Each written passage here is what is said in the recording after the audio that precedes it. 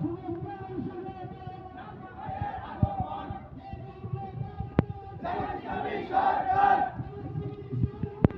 মুহূর্তে দরকার জামায়াতের সরকার,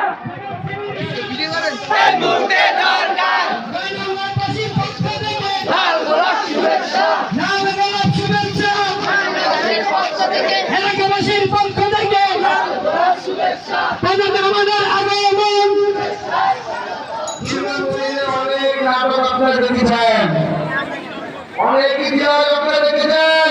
বিগত 16 বছরে আমি স্পষ্ট করে বলতে চাই, দুই নম্বরের কোনো দুর্নীতিবাজকে দেখতে চাই না, কোনো টেন্ডারবাজকে দেখতে চাই না, কোনো দখলদারকে দেখতে চাই না।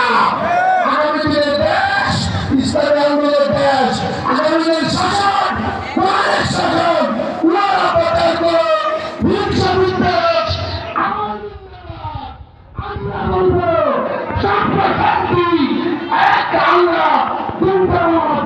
আসসালামু আলাইকুম ওয়া রাহমাতুল্লাহি ওয়া বারাকাতুহু। সংগ্রামী উপস্থিতি।